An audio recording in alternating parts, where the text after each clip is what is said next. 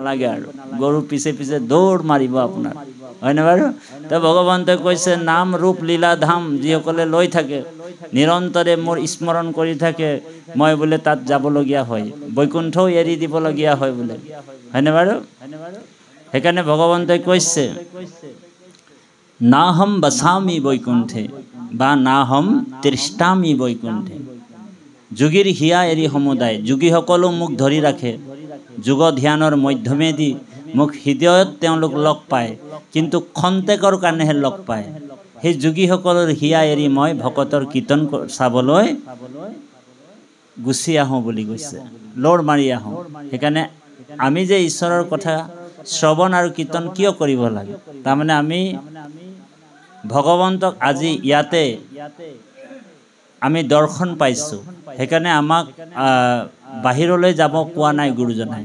দেৱৰ ঈশ্বৰ হৰি তান্ত মহা যত্ন কৰি লৈও এক শৰণ সাক্ষাৎ, যাৰ ইচ্ছা মুখ্য পাইবে নলাগে দূৰক যাইবে আশা হৰি হবাৰো হিয়াত। আমি ভগৱন্তক বিচাৰি বাহিৰলৈ যাব নালাগে, বোলে না যাওঁ কাশী, কাশীলৈ যাব নালাগে, না যাওঁ বৃন্দাবন, বোলে বৃন্দাবনলৈ যাব নালাগে, বোলে যাহা বিছালো আসন অহি মেৰি অবিনাশী, য'ত আমি আসন পাৰিলোঁ তাতে আমি ঈশ্বৰক দৰ্শন পাব পাৰি, হয়নে বাৰু? আমি সেই প্ৰভু ভগৱন্তক উপলব্ধি কৰিব পাৰোঁ, হয়নে বাৰু? আমি আজি ঈশ্বৰক ইয়াতে উপলব্ধি কৰিছোঁনে? আৰু যিজনে উপলব্ধি কৰিব নোৱাৰে সেই জীৱটোৰ সংস্কাৰ নহয় বুলি কৈছে। ঔ হৰি ৰাম, যিটো জীৱই উপলব্ধি কৰিব নোৱাৰে ঈশ্বৰক সেই জীৱৰ কেতিয়াও সংস্কাৰ নহয়, বাপাই সমস্ত। গতিকে আমি সেই আজি পৰমাত্মা ভগৱন্তক ইয়াতে উপলব্ধি কৰিছোঁ। সেইকাৰণে কৈছে প্ৰভু ভগৱন্ত ভকতৰ নৱনিধি, হৰিক স্মৰণে আৰম্ভৰ হৌক সিদ্ধি। প্ৰথমে আমি হৰিক স্মৰণ কৰিব লাগিব। কিয় হৰিক স্মৰণ কৰিব লাগিব?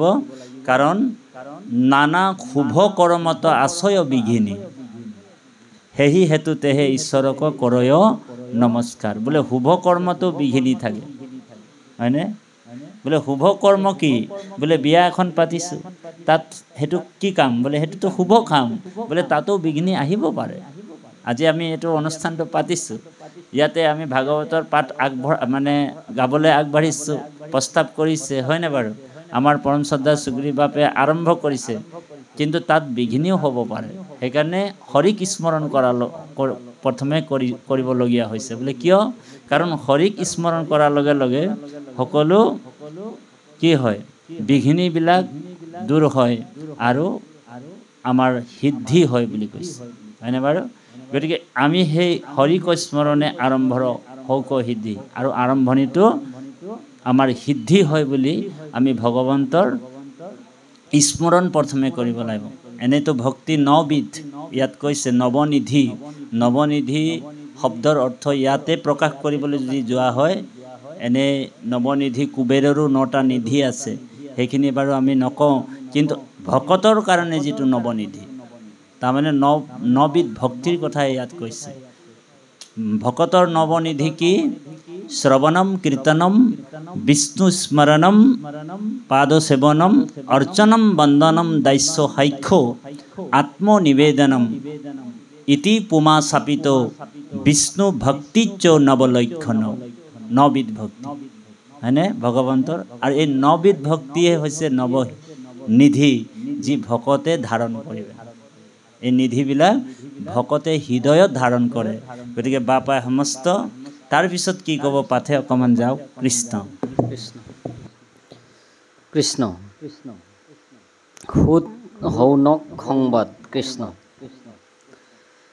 ৰাম প্ৰথম স্কন্ধৰ পৰা দ্বাদশ পৰ্যন্তে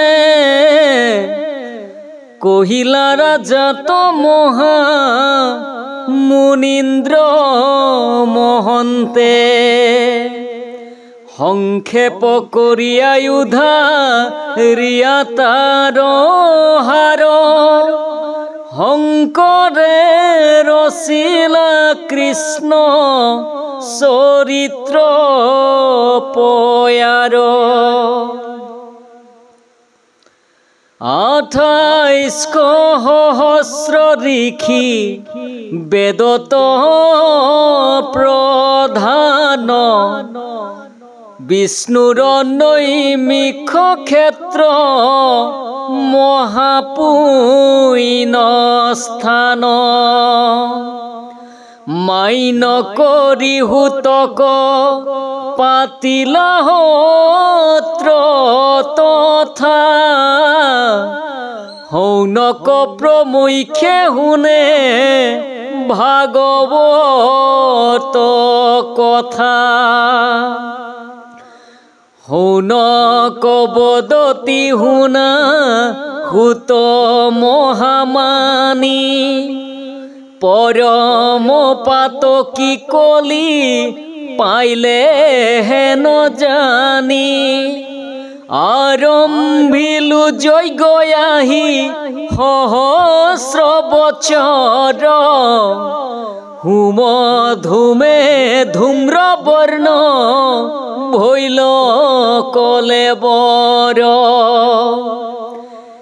ৰাম জিতু কৰ্ম কৰোৱাত নাহিকে বিশ্বাস আপোনাৰ আয়ুক কৰিলো ব্যৰ্থে নাশ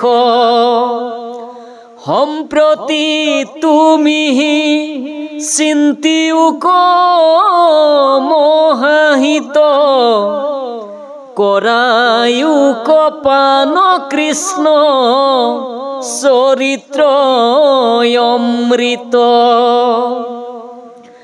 পৰম ঈশ্বৰ কৃষ্ণ দেৱ নাৰায়ণ তান মহাভক্তিটো শ্ৰৱণ কীৰ্তন ইহা কোন জানিয়ান কৰ্ম কৰি মৰু কয়ু কৃষ্ণ কথা হুত যেন মতে তৰু কৃষ্ণ